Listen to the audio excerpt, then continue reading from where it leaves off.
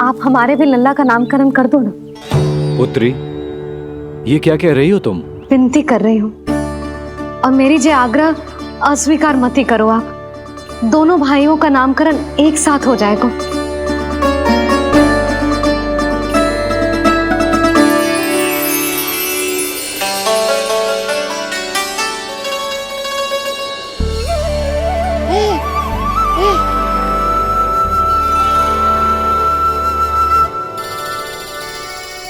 कितने प्यारे और निर्दोष बालक हैं।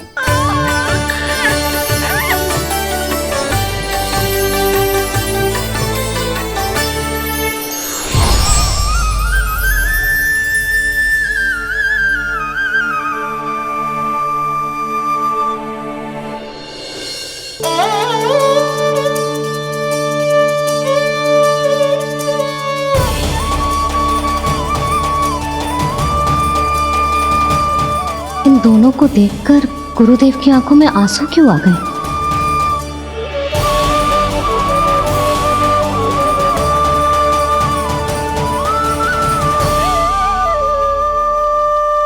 ये क्या कर रहे हैं ऋषिवर?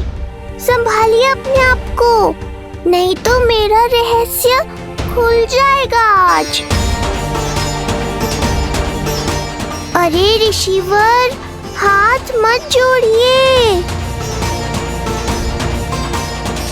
इससे पहले कि गड़बड़ हो जाए, अपनी नमस्कार मुद्रा को आशीर्वाद मुद्रा में बदल दीजिए। बात को समझिए।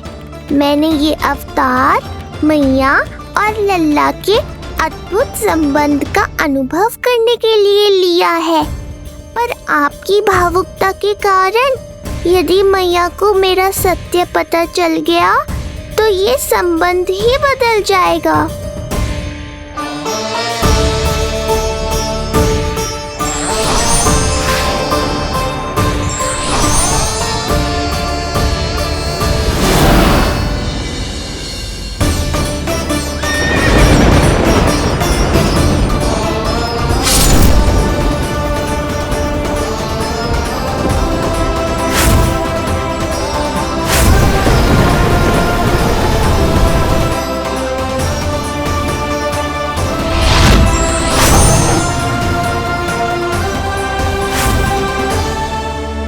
अब आप सब कुछ जान चुके हैं ऋषिवर, इसलिए अब मेरे सामने हाथ जोड़कर मेरे सत्य को उजागर मत कीजिए। अपने शिष्य वसुदेव के पुत्र के रूप में मुझे आशीर्वाद दीजिए।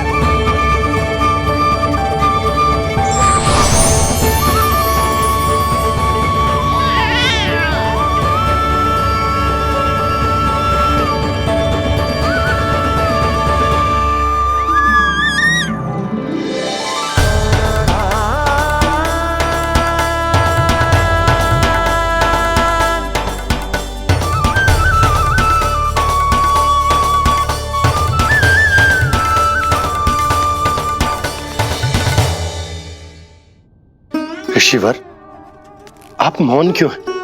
और आपकी आंखों में आंसू? सब कुछ ठीक है ना? अब तो आप हमारे लल्ला का नामकरण करोगे ना? इन दोनों का नामकरण करना मेरा सौभाग्य होगा पुत्री।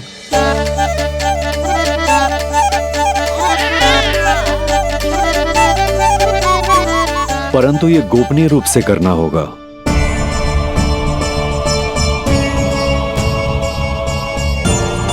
अवश्य ही स्वामी का आग्रह होगा, ताकि कंस की बुरी दृष्टि हमारे पुत्र पर ना पड़े। ये तो बहुत महान ऋषि हैं, इन्हें कंस के अत्याचारों के बारे में अवश्य पता होगा। अपनी संतान का नामकरण संस्कार करना एक मां के लिए उत्सव से कम नहीं होता है, पर यह छुपकर करना होगा। आप दोनों को स्वीकार तो है ना? जैसी आपकी आज्ञा गुरुदेव। स्वीकार है गुरुदेव। तो फिर कहाँ करना है हमें नामकरण का प्रबंध? गुरुदेव, मंदिर सही रहेगा? उससे पवित्र स्थान तो हो ही नहीं सकता है। ऋषिवर, आप तनिक विश्राम कीजिए, हम लोग प्रबंध करते हैं। मैं कुछ समय इन बालकों के साथ व्यतीत करना चाहूंगा। ये तो इनका सौभाग्य होगा। हमें आज्ञा दीजिए।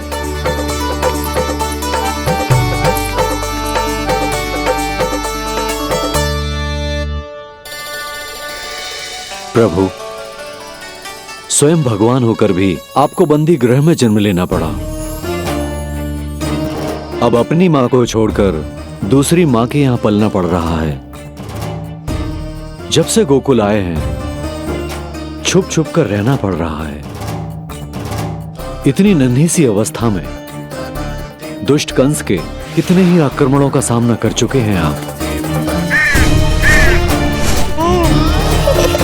और जिस उत्सव में सभी सप्तऋषियों और सभी देवी देवताओं को साक्षी बनकर आना चाहिए, उस नामकरण उत्सव को यहां एकांत में करना पड़ रहा है। क्यों प्रभु, इतने कष्टों को सहकर ये अवतार क्यों लिया है आपने? दुष्टों का नाश करने के लिए, धर्म की स्थापना करने के लिए और सबसे अधिक मैया की ममता का अनुभव करने के लिए। पर इसके लिए इतने कष्ट? मानव जीवन लिया है तो कष्ट तो उठाने ही पड़ेंगे ऋषिवर। मानव जीवन की आंच जला रही है, फिर भी आप मुस्कुरा रहे हैं प्रभु। ये कैसा अनोखा अवतार है। आंच में जलकर भी यदि मैं नहीं मुस्कुराऊंगा तो अपने भक्तों को क्या शिक्षा दूंगा मैं? आज एक कंस का प्रकोप है, भविष्य में सहस्रों कंस होंगे और आने वाले युगों में होंगे अनगिनत कंस। उस समय मेरे भक्तों को पता होना चाहिए कि अपने कष्टों को कैसे सहना है और धर्म के पथ पर अडिग कैसे रहना है।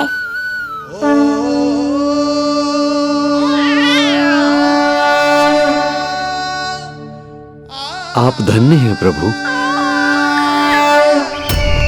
देखा अस्ति, जब सिंह दहाड़ता है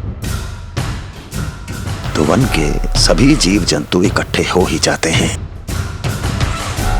वो सब जो मेरा विश्वास पात्र होने का अधिकार और ये सिंहासन पाना चाहते हैं, सामने आए। बुद्धि के बिना बल अपंग होता है महाराज, और मेरे पास बुद्धि और बल दोनों हैं। आप केवल आदेश दीजिए किसका संहार करना है।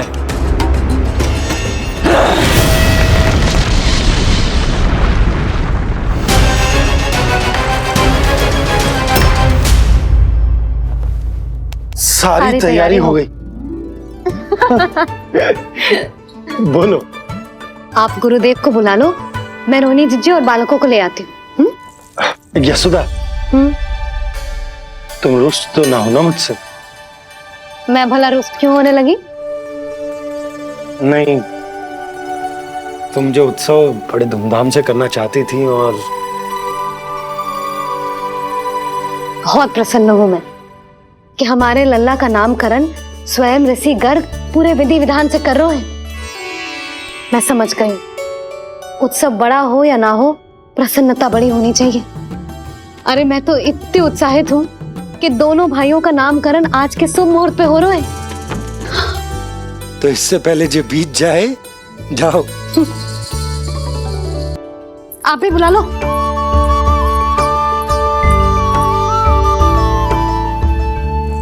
यहाँ सब के सब एक से बढ़कर एक है, तो फिर अपने कार्य के लिए किसका चुनाव सबसे पहले करूं? मेरा सामर्थ्य तो आपने अभी तक देखा ही नहीं महाराज। चुटकी बजाकर शत्रुओं का विनाश कर सकता हूं मैं।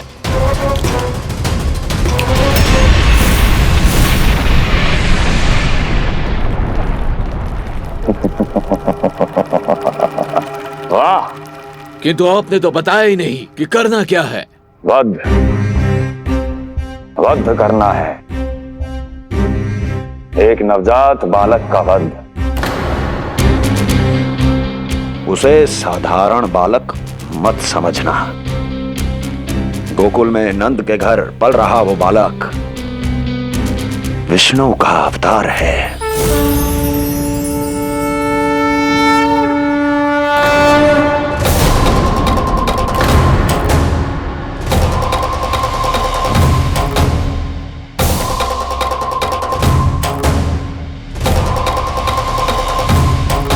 क्या हुआ? इतना सन्नाटा क्यों छा गया? क्षमा कीजिए महाराज, पर मैं नन्हे बालकों के साथ हिंसा नहीं करता। विष्णु अवतार बड़ा छलिया है महाराज, मैं उसका मुख भी नहीं देखना चाहता।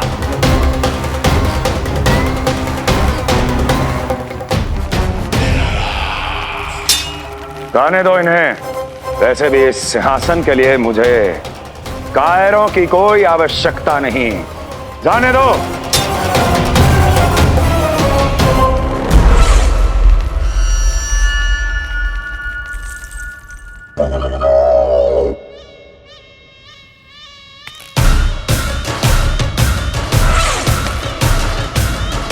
दुर्जय, क्या कहा था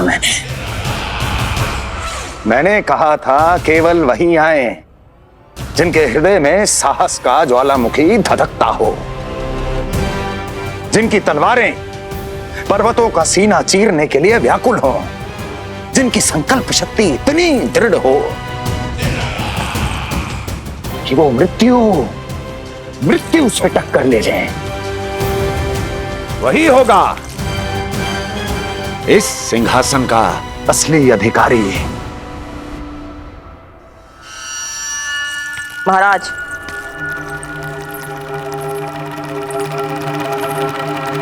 ना तो आपके दिए इस सम्मान का कोई मूल्य रह गया है और ना ही आपके भय का। अभी अभी आपने ही कहा था ना कि जब वन में कोई सिंह दहाड़ता है तो उस वन के सभी जीव जंतु एक जगह एकत्रित हो जाते हैं, परंतु उसी वन में जब कोई बब्बर सिंह दहाड़ता है तो वही जीव जंतु भय के मारे इधर उधर भागने लगते हैं। निश्चित ही वो बालक इन सब के लिए बब्बर सिंह बन चुका है।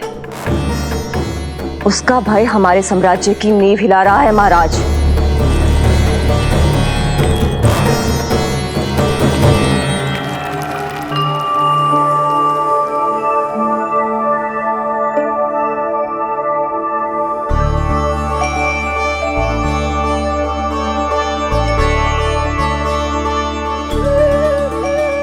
हे नारायण, मेरा मार्गदर्शन कीजिए। हे मां सरस्वती, मुझे आशीर्वाद दीजिए ताकि मैं दोनों बालकों के लिए सर्वोत्तम नामों का चुनाव कर पाऊं।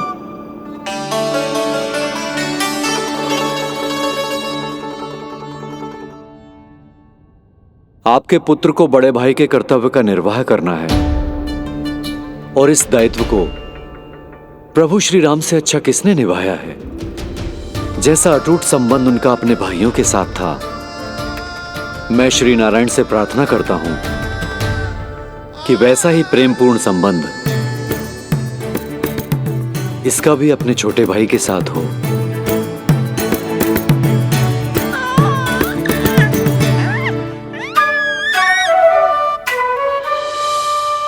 इसीलिए इसका नाम राम हो। इसीलिए इसका नाम राम, इसीलिए इसका नाम राम।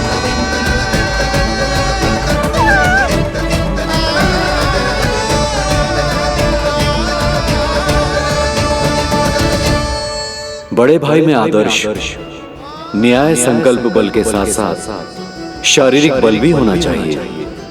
मैं देख पा रहा हूं ये बालक इन सब बलों के लिए जाना जाएगा। इसलिए जो नाम इसके व्यक्तित्व के लिए सबसे उचित है वो है बलराम। बलराम, बलराम।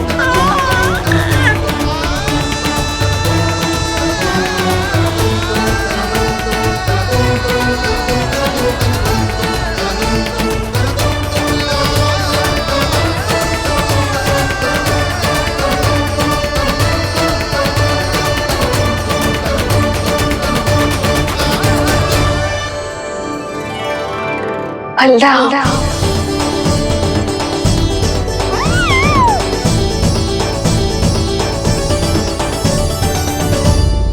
तो फिर उसका नाम बल राम रखना।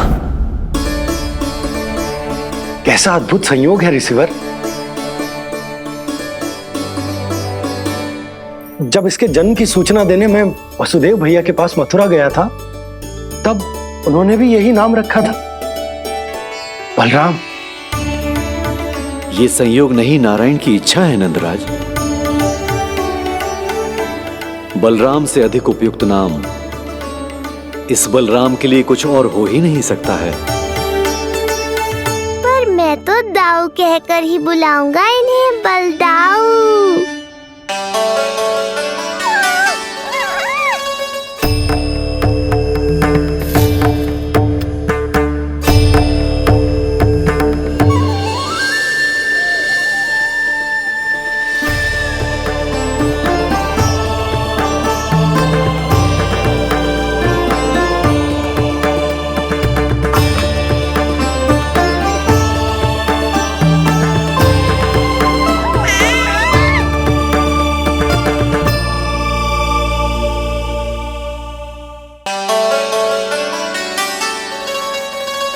सुना पुत्र, आज से तुम्हारा नाम होगा बलराम। बलराम बलराम।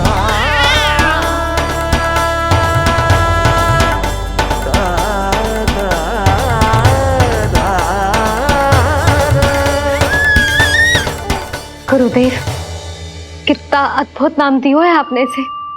अब मेरे लल्ला को भी ऐसा ही कोई उत्तम सा नाम दे दो।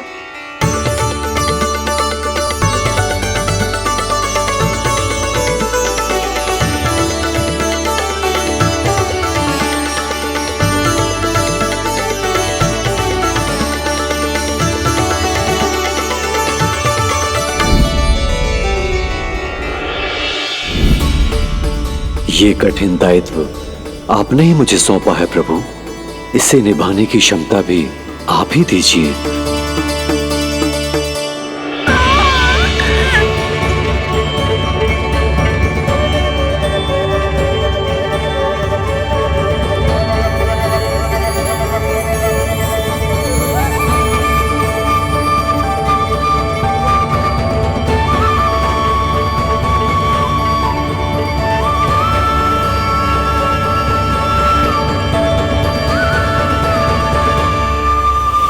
कृष्ण कृष्ण कृष्ण कृष्ण कृष्ण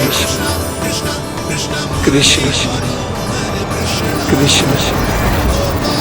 कृष्ण कृष्ण।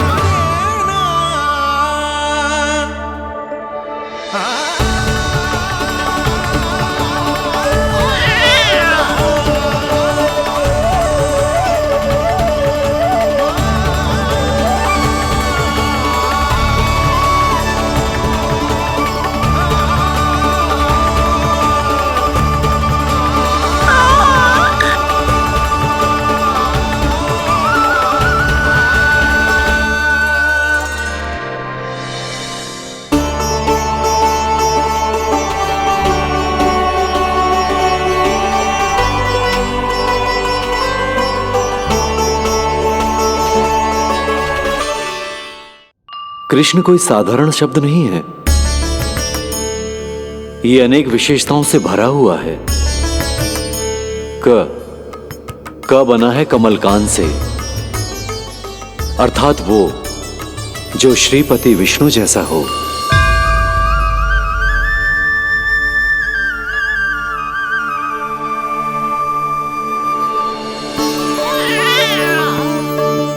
री की उत्पत्ति हुई है श्री राम से, अर्थात वो जो सबके हृदय में बस जाए।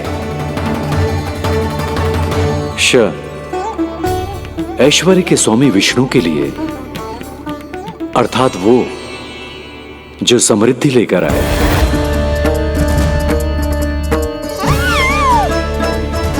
और ना है नरसिंह के लिए, अर्थात वो जो रक्षा करे।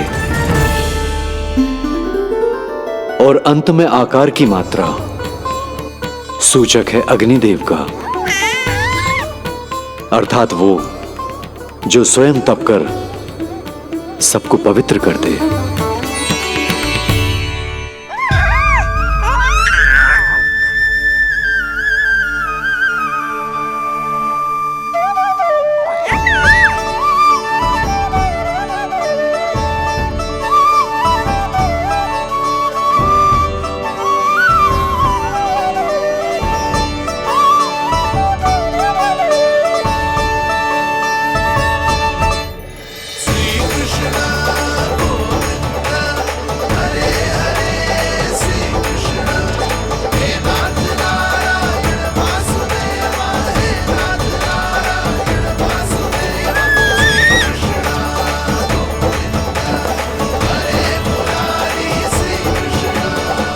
आज से तुम्हें सारा संसार जिस नाम से पहचानेगा वो नाम है कृष्ण। वो नाम है कृष्ण। वो नाम है कृष्ण। वो नाम है कृष्ण। कृष्ण कृष्ण कृष्ण कृष्ण कृष्ण कृष्ण कृष्ण कृष्ण कृष्ण कृष्ण कृष्ण कृष्ण कृष्ण।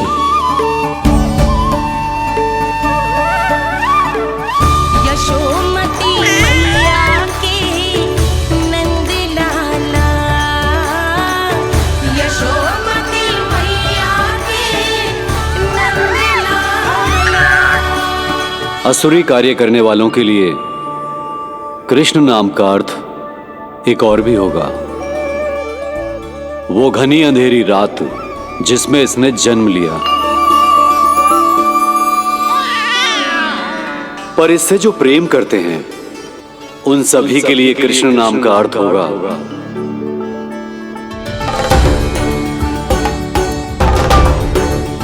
अतुलनीय सुंदरता और अथाह प्रेम।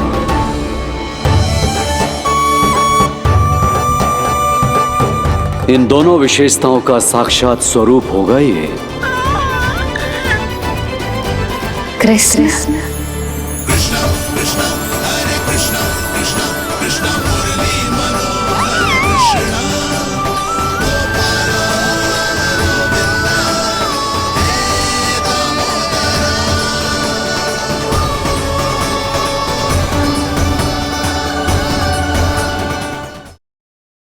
यशोमती मैया के नंद लाला।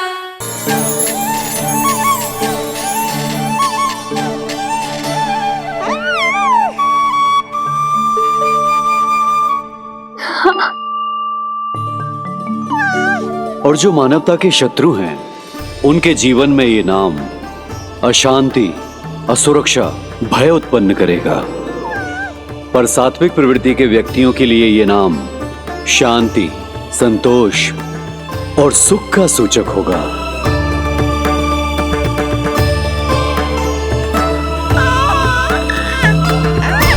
कृष्ण कृष्ण कृष्ण। कहां से आ रही है ये ध्वनियां? कृष्ण कहां से आ रही है ये ध्वनियां? कृष्ण कृष्ण स्वामी महाराज। कृष्ण कृष्ण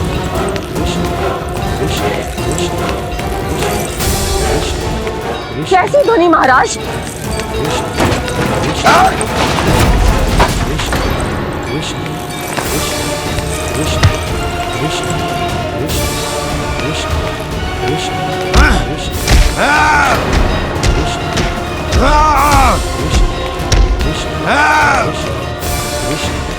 स्वामी कृष्ण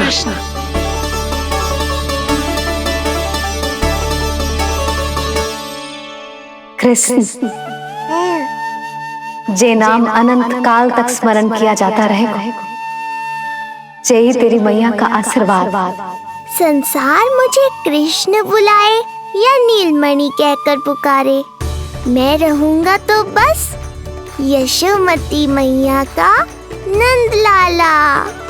यशोमती मैया के नंद लाला, यशोमती मैया के नंद लाला।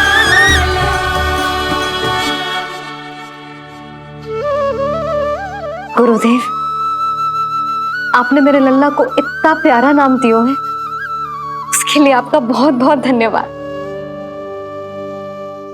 एक बार गोपियों को पता चलेगा तो देखना कैसे रटने लगेंगी मेरे लल्ला का नाम। इससे पहले कि आप सब बाहर जाकर किसी और को बताएं, एक कर्मकांड शेष है। नामकरण के बाद पिता को आशीर्वाद के रूप में कुछ न कुछ उपहार बालक को अवश्य देना चाहिए।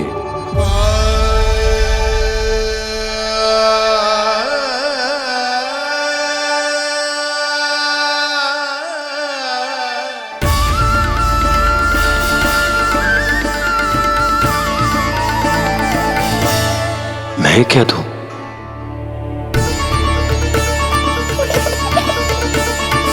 वासुदेव मेरे शिष्य हैं और उनकी अनुपस्थिति में यह दायित्व मैं निभाऊंगा।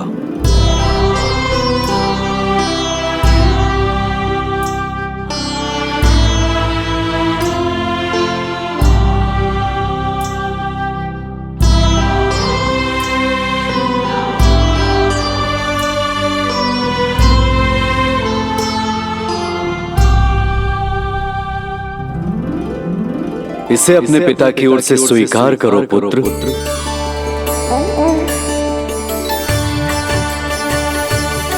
कल्याण हो।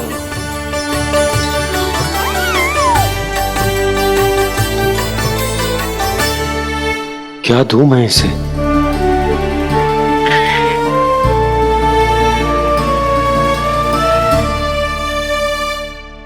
आप सोच क्या रहे हो? आशीर्वाद दो ना अपने कृष्ण को।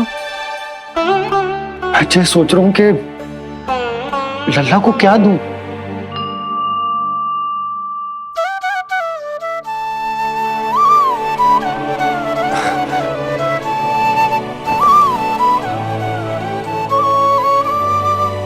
लल्ला,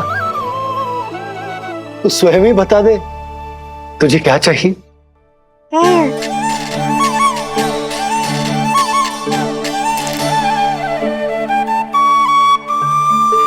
देखो जी, लल्ला ने ही आपकी उलझन समाप्त कर दी।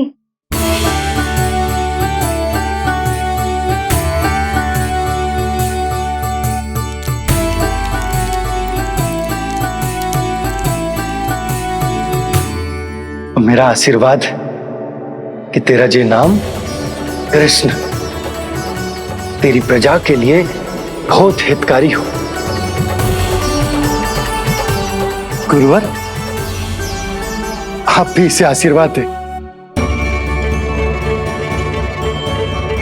जिनके आशीर्वाद से ये पूरा संसार संचालित होता है, उन्हें मैं क्या आशीर्वाद दूं?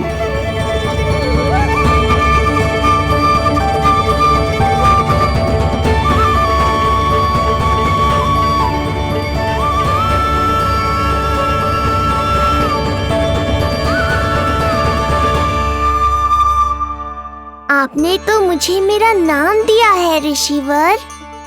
ये तो मेरा सौभाग्य था प्रभु कि आपने इस कार्य के लिए मुझे चुना। पर आपका कार्य अभी समाप्त नहीं हुआ ऋषिवर। एक विनती और है मेरी। आज्ञा दीजिए प्रभु, क्या करना होगा मुझे?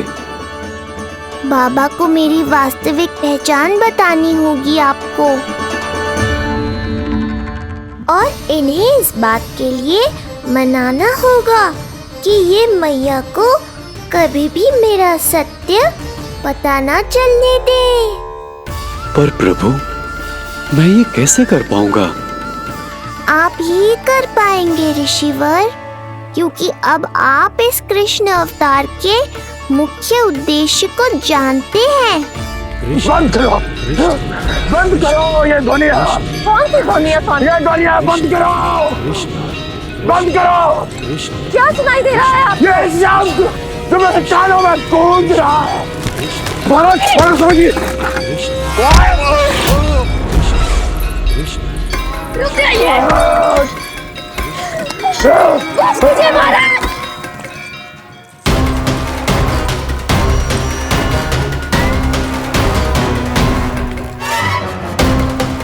आप भूल रहे हैं कि आप मथुरा नरेश है, कंस है आप।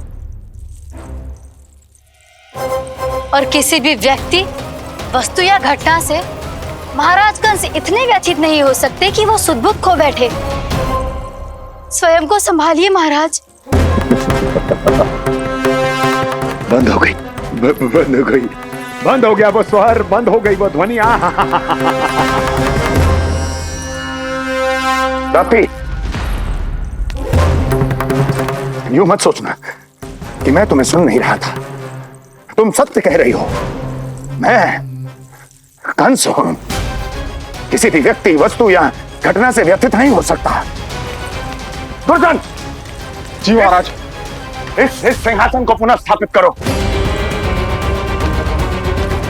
यदि कोई भी योग्य इसे स्वयं सिद्ध करने नहीं आता तो मुझे पता है मुझे क्या करना है, कैसे उस दुष्ट बालक का संहार करना है। मैं भली भांति जानता हूं। ये दायित्व आपको ही निभाना होगा ऋषिवर। इससे दो लाभ होंगे। एक तो मेरे बाबा कंस के कारण होने वाली चिंता से मुक्त हो जाएंगे और आवश्यकता पड़ने पर मेरी पहचान को मैया से सुरक्षित रखने में सहायता भी करेंगे।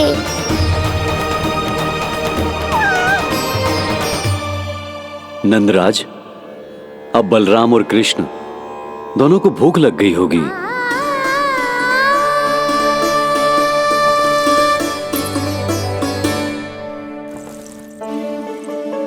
प्रणाम गुरुदेव। प्रणाम गुरुदेव।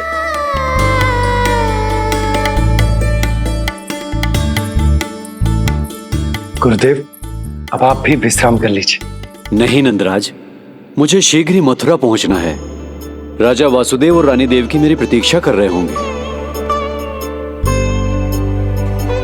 पर इससे पहले कि मैं जाऊं, मुझे आपको कुछ बताना है।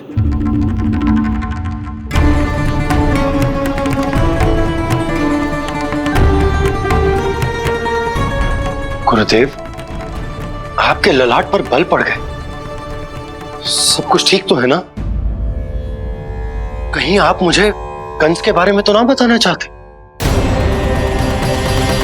गुरुदेव, मैं जानता हूं कि कंस नवजात शिशुओं की हत्या करवा रहा है।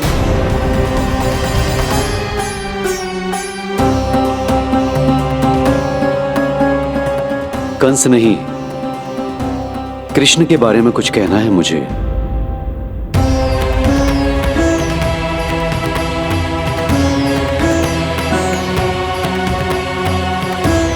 बताइए गुरुवर। मैं एक ऐसा सत्य बताने जा रहा हूं नंदराज, जो है तो वरदान, पर उसे स्वीकारना आपके लिए बहुत कठिन होगा। गुरुदेव, आप जो कह रहे हैं वो मैं समझ ना पा रहा हूं। बताइए ना।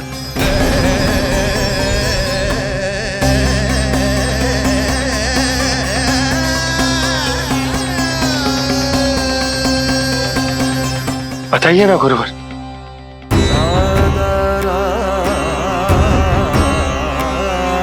सत्य यह है नंदराज, कृष्ण राजा वासुदेव के पुत्र हैं। कृष्ण राजा वासुदेव के पुत्र हैं। कृष्ण राजा वासुदेव के पुत्र हैं।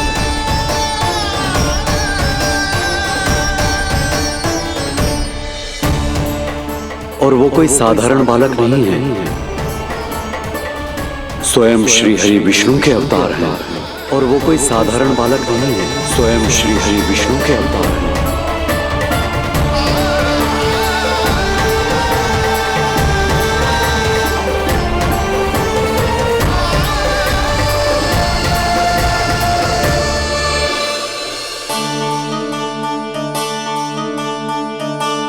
कशु विचित्र लग रहा है। कौन हो तुम? मैं हूं श्री विष्णु का अवतार। शिव जी, कैसे संभव है गुरुदेव? वो तो नन्हा सा बालक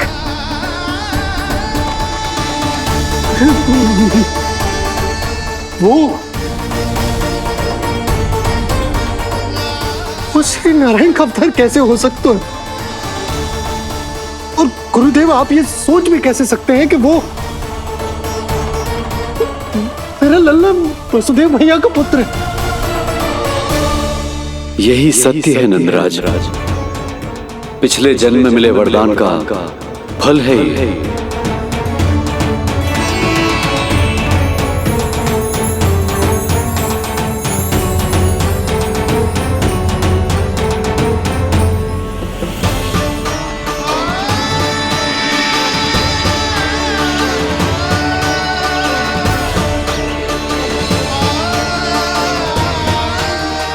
मैं आपकी संतान के रूप में अवश्य आऊंगा, किंतु उसके लिए आपको मेरे अगले अवतार के बाद एक और अवतार की प्रतीक्षा करनी होगी, क्योंकि अगले जन्म के लिए मैं पहले ही ये वरदान माता देवकी को दे चुका हूं। इस समय मैं विवश हूं, किंतु मैं आपको वचन देता हूं, आपकी संतान बनकर अवश्य आऊंगा। प्रभु, श्री हरि को अपने सामने देखकर मेरी व्याकुलता का बांध टूट गया है। 2 जन्म बहुत बड़ा समय होता है स्वामी। अपने पुत्र के रूप में हरि को गोद में खिलाने के लिए अब मैं और 2 जन्मों तक प्रतीक्षा नहीं कर सकती। धरा!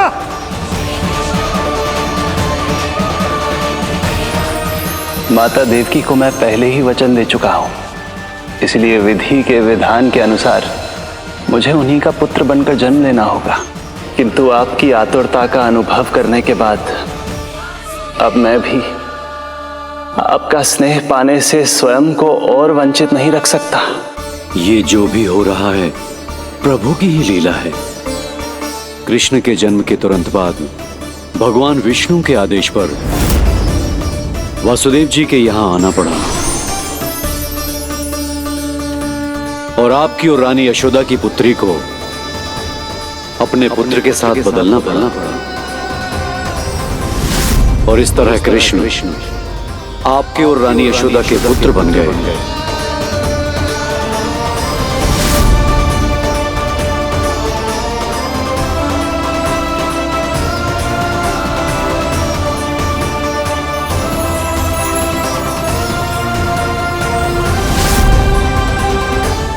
आपने सही कही थी गुरुदेव। जिस सुनने में तो वरदान ही लगता, पर इसे स्वीकार करना उतना ही कठिन। जब यशोदा को इस बात का पता चलेगा तो उसे कैसा लगेगा? अपने नाम का अर्थ अच्छे से सुनो है ना तूने? उसका हर एक अक्षर भगवान श्री नारायण से संबंधित है, जैसे उन्हीं का स्वरूप है तू। बस मैया, ये सत्य आपसे छुपा रहे, इसी कारण बाबा के लिए ये जानना आवश्यक है।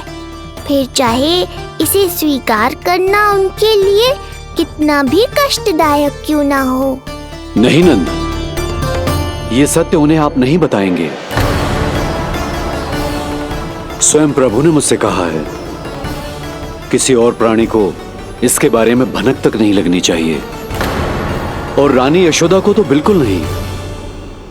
गुरुवर, कंस के आक्रमणों की जानकारी यशोदा से पहले ही छुपाकर रखना कठिन था। अब इतना बड़ा सत्य मैं यशोदा से कैसे छुपाऊंगा?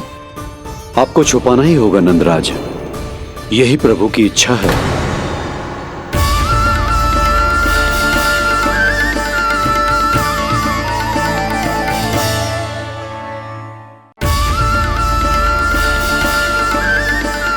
पर क्यों गुरुवर? ताकि नारायण अपनी मैया की ममता का अनुभव कर पाए। यही तो उनके अवतार का मुख्य उद्देश्य है। मुख्य उद्देश्य? हाँ नंदराज, नर नारायण के अवतार में अपनी तपस्या करते समय प्रभु ने जो अनुभव किया था, उसके कारण ममता के सुख का अनुभव करने के लिए प्रभु व्याकुल हो उठे थे। ऐसा क्या हुआ था, मुझे भी बताइए। हो सकता है ये बात इस सत्य को स्वीकार करने में मेरी सहायता करे। बहुत समय पहले की बात है। अनेक देवी देवता परम प्रभु विष्णु के पास बैकुंठ गए थे। वहां प्रभु की आंखों में आंसू देखकर वो सभी स्तब्ध रह गए।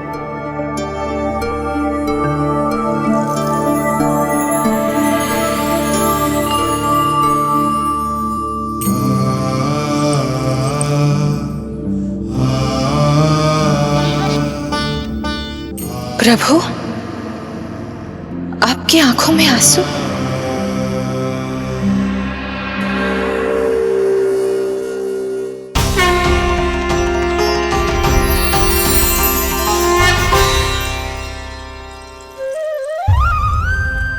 चिंता मत कीजिए, आप सब तो जानते हैं हिरण्यकश्यप को मारने के लिए मैंने नरसिंह अर्थात आधे मानव और आधे सिंह के रूप में अवतार लिया था।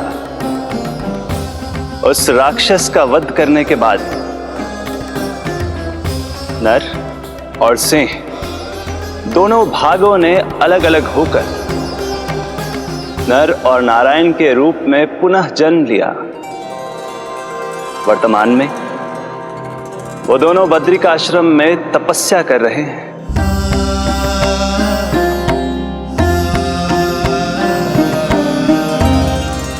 आज उन दोनों ने कुछ ऐसा देखा जिसने मुझे भी भावुक कर दिया।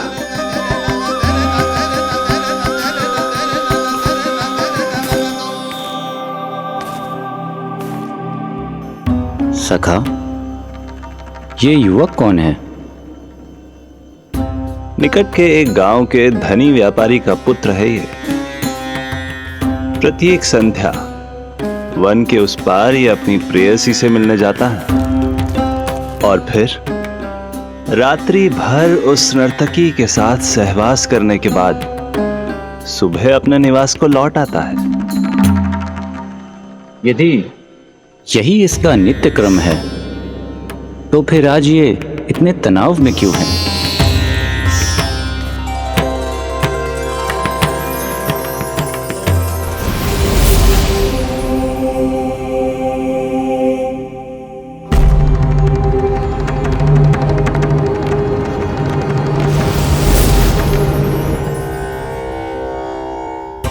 कल रात्रि प्रेम क्रिया के मध्य उस नर्तकी ने इससे पूछा, ये सबसे अधिक प्रेम किससे करता है? जब इसने कहा तुमसे, तो वो बोली, तुम्हें अपने प्रेम को सिद्ध करना होगा।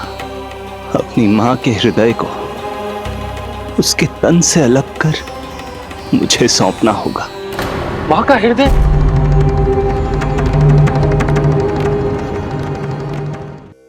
फिर क्या हुआ प्रभु?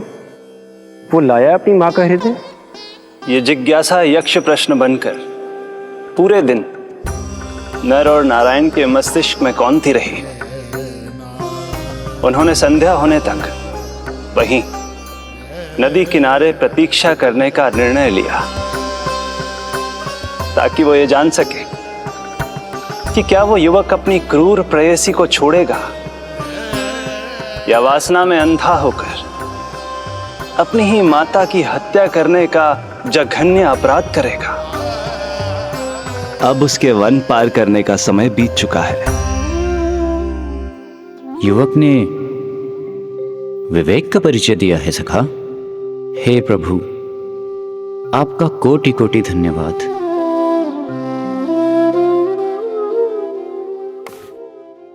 सखा,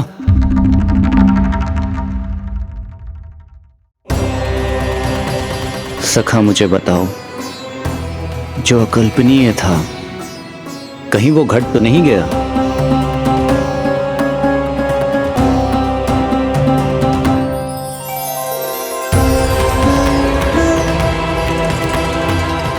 जब इस युवक की मां को इसकी प्रेयसी की क्रूर मांग के बारे में पता चला तो जो उसने किया वो इस समस्त संसार में केवल एक मां ही कर सकती है। बस इतनी सी बात?